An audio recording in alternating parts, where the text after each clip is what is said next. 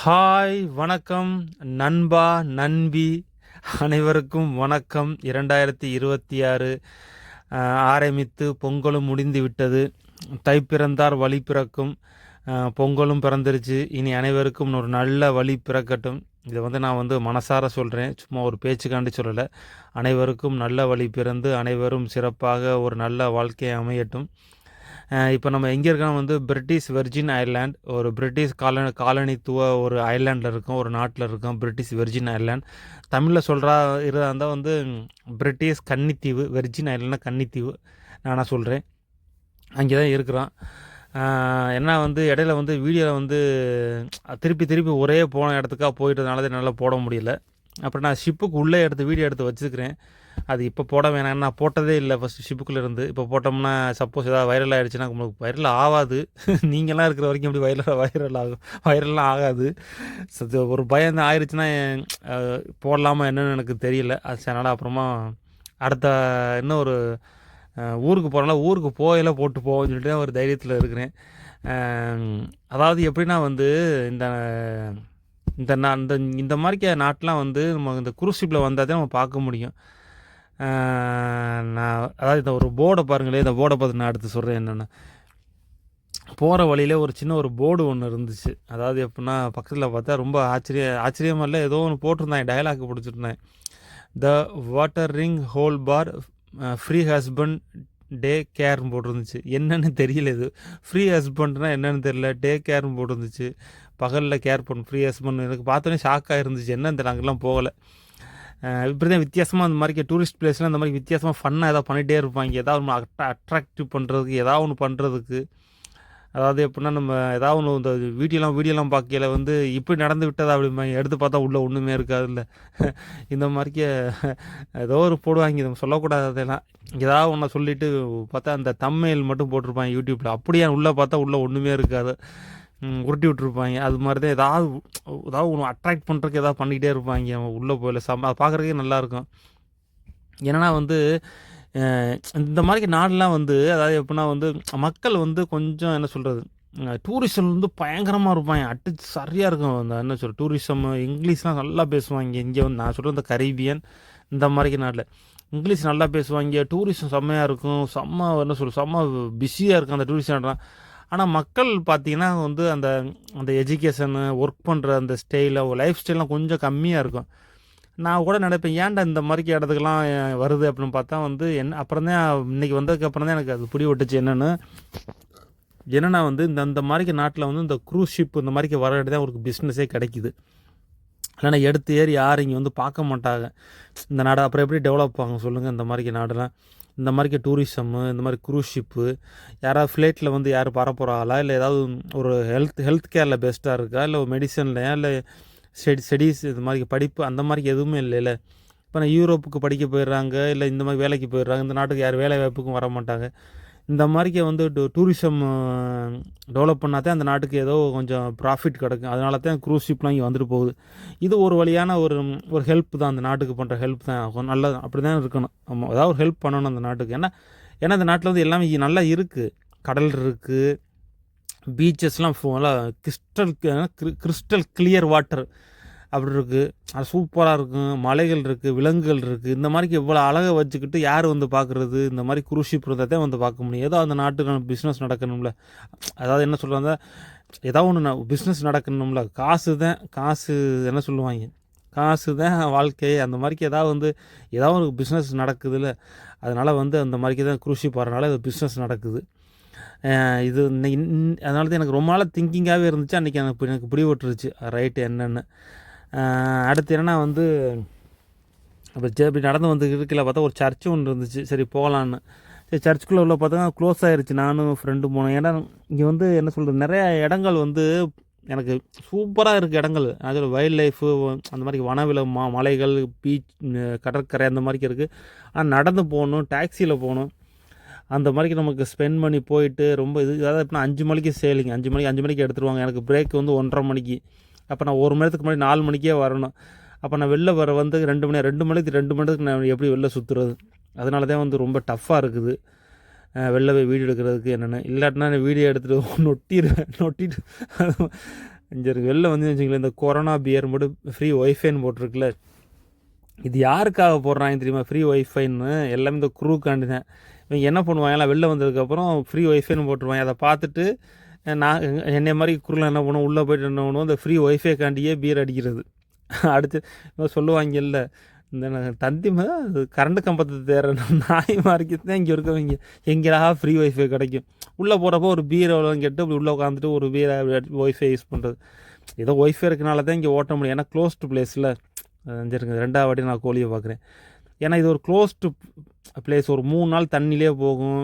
என்ன சொல்கிறது, இந்த மாதிரி நெட்டு என்ன நடக்குன்னு தெரியாது. இயற்கை காற்று, இயற்கை நிறையா லைஃப்லாம் அப்படி ரொம்ப ஸ்ட்ரகிளாகவும் இருக்குது. ஆனால் அப்படி என்ன சொல்கிறது, ஒரு சில ஸ்ட்ரகிளை தாண்டினா தான் பண்ண முடியும். அந்த மாதிரிக்கே வந்து என்ன நடக்குன்னு தெரியாது. அதனால் வந்து அப்படியே வந்து ஒய்ஃபைக்கு வந்து யூஸ் பண்ணுறது. ஷிப்புக்குள்ளே இருக்குது, ஆனால் உள்ள வந்து மெசேஜ் பண்ணலாம் வாட்ஸ்அப்பில், இல்லை கால் பண்ணலாம், அவ்வளோதான் இருக்குது. இந்த மாதிரி வெளில வந்து தான் கிடைக்கும். இப்போ வெளில வந்ததுக்கப்புறம் என்னென்னா வந்து இங்கே ஒரு ஒரு ஒரு சிறைச்சாலைன்னு ஒன்று இருந்துச்சு, ஹெச்எம் ப்ரீசன் சொல்லிட்டு அப்படி ஒன்று இருந்துச்சு. இது வந்து 1770 வந்து உருவாக்கப்பட்டது. அது ஆக்சுவலி என்னென்னா வந்து அவங்க அந்த ஒரு கப்புள்ஸு, இன்னும் ஒருத்தர், நாங்கள் 4 பேர் தான் போனோம். இங்கே யாருமே இல்லை. ஏன்னா அது பக்கத்தில் வந்து இதான் இருந்துச்சு. பக்கத்தில் கிடையாது, சுற்றி பார்க்குற எதாவது இருக்கா, சும்மா விளாக்கிங் பண்ணுறதுக்கு எதாவது இருக்குன்னா இதான் இருக்குது அப்படின்னாங்க. இருக்குன்னாங்க. இதான் மற்றெல்லாம் ரொம்ப லாங்கில் போனோம். அதெல்லாம் கெஸ்ட்டுக்கு என்ன ஒன்று அவங்க பே பண்ணுறாங்க, வெளில போய் சுற்றி பார்த்து என்ஜாய் பண்ணிட்டு வருவாங்க. நாங்கள் 2 மணி நேரத்துக்கு உள்ளே வரணும். கெஸ்ட்டுக்கு காலை 7 மணிக்கு டாக் பண்ணுற நிப்பாட்டு இருந்துச்சுன்னா அவங்க டூர் போட்டிருப்பாங்க. காலை 8 மணிக்கு பஸ் ஏறிட்டு கிளம்பி சுற்றிக்கிட்டு சாயங்காலம் 4 மணிக்கு வருவாங்க. நம்மளுக்கு வேலைலாம் பார்க்கணும்ல. ஒரு ரஃப் அண்ட் டஃப் லைஃப் தான். இருந்தாலும் இந்த ஒரு என்ன சொல்கிறது, இந்த மாதிரிக்கு ஒவ்வொரு நாட்டுக்காக போகிறது கொஞ்சம் அப்படி தான் இருக்கும். ஒரு 2 படத்தில் வீடியோ எடுக்கிறது அப்படி தானே. நம்மளும் பொழப்ப பார்க்கணுமா இல்லையா, அப்படி பார்த்துட்டு அப்படியே ஓட்ட வேண்டியதான். ஒரு பக்கத்தில் சிறைச்சாலைன்னு ஒன்று இருந்துச்சு, அங்கே போய் வீடியோ எடுக்க போனோம். என்ன சொல்கிறது, கொஞ்சம் நம்மளுக்கு வரலாறுலாம் தெரியாது, என்னென்னு தெரியும், வரலாறுலாம் கண்டுபிடிச்சது கிடையாது. ஆனால் வந்து இது வந்து நுட்பமான தெரிஞ்சுக்கணும். ஏன்னா இது வந்து நம்ம யூடியூப்பில் பார்க்க, இந்த பெரும்பாலும் நம்ம யூடியூப்பில் பார்த்து எதையுமே கற்றுக்க முடியாது, கூகுளில் பார்த்து எதுவுமே கற்றுக்க முடியாது. அதாவது என்னென்னா வந்து இது வந்து அந்த அந்த அந்த ஊரில் இருக்க மக்கள் பேசினாத்தே நம்மளுக்கு இதெல்லாம் வந்து நமக்கு கிடைக்கும். அந்த மாதிரிக்கு நாடுகள் தான் இங்கே உள்ள நாடுகள். ஒரு சில டூரிஸ்ட் கைடுகளுக்கு மட்டும்தான் அந்த ஸ்டோரி தெரியும். நமக்குலாம் கூகுள்லையோ, நீ கூகுளில் என்ன நோண்டுனாலும் தண்ணி வந்துடுறதோட இந்த மாதிரி தகவல்லாம் வராது. அந்த மாதிரிக்கு இந்த மாதிரிக்கு தான் ஜெயில். நானும் ஜெயிலுக்கு போகிறேன். நான் முதல்ல போனேன் ஜெயில். ஒரு விளாக் பண்ணுறக்காண்டி ஜெயிலுக்கே போயிருக்கேன் பாருங்கள். நீங்களாம் நோட் பண்ணியிருக்கேன் இந்த இடத்துல பாருங்கள். இந்த விளாக் பண்ணுறக்காண்டி நான் ஜெயிலுக்கே போயிருக்கேன் இந்த வாட்டி.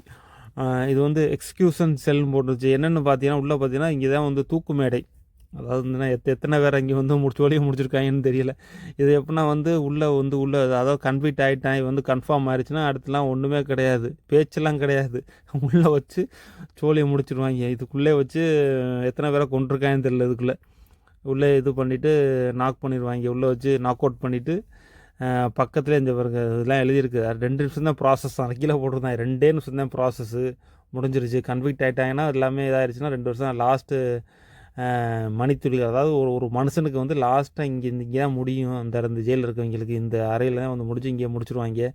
முடிச்சதுக்கப்புறம் பக்கத்தில் ஒரு சர்ச்சுக்கு பக்கத்தில் இடம் இருக்கான், அங்கேயே வந்து புதைச்சிருவாங்க அப்படின்னு போட்டிருந்துச்சு.